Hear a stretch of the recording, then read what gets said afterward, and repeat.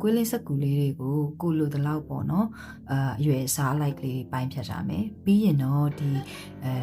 ပန်းပွင့်ရဲ့အကိုင်းလေးတွေလုပ်ဖို့အတွက်ကိုကွေးလင်းစက်ကူလေးတွေကိုခွေးလင်းပန်သုံးပြီးတော့ခက်ကွေးလေးလုပ်လိုက်ပြီပေါ့နော်ပြီးသွားလို့ရှိရင်တော့ကော်ပေါ့နော်ဒီ board မှာကားချက်ပုံမှာကပ်ဖို့အတွက်ကိုဒီ paper ကတ်တဲ့ကော်လေးကိုအသုံးပြုပြီးတော့မှကပ်ပါမယ်ကော်သုံးတဲ့နေရာမှာလည်းကော်ပေါ့နော်ဒီစက်ကူပေါ်မှာနည်းနည်းချင်းပဲရအောင်လို့နည်းနည်းချင်းပဲတုပ်သွားလိုက်ပြီပေါ့နော်ဒီ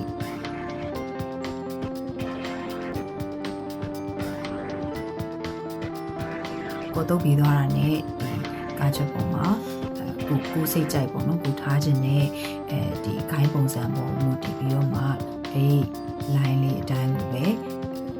ပုံပေါ်မှာကပ်ပါမယ်လို့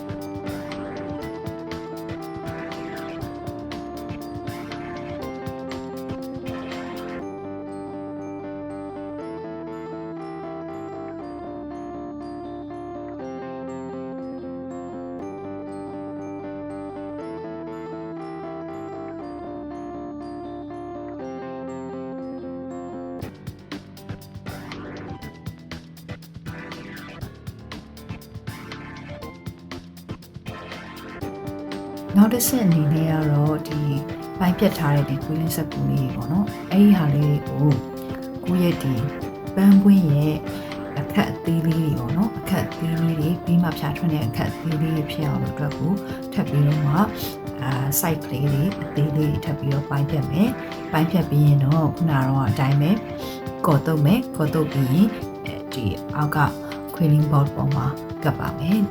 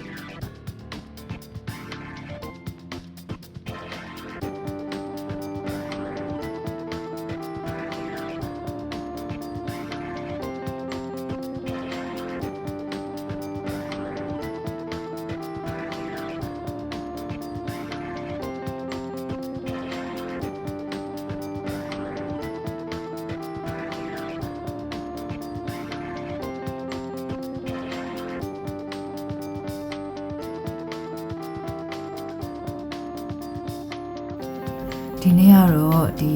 quilling ပေါ့နော်ပန်းပွင့်လုပ်တဲ့ဟာမှာဒီအကိုင်းခက်လေးတွေလုပ်တဲ့အပိုင်းကိုပထမဦးဆုံးအနေနဲ့လုပ်ပြထားတာဖြစ်ပါတယ်နောက်ရက်မှာတော့အပိုင်းနှစ်အနေနဲ့ပေါ့နော်ဒီပန်းပွင့်ဖက်လေးတွေလုပ်တဲ့ဟာလေးတွေကိုဆက်ပြီးတော့လုပ်ပြသွားမှာပဲဖြစ်ပါတယ်ဆက်ပြီးတော့စောင့်ကြည့်ပေးကြပါဦးနော်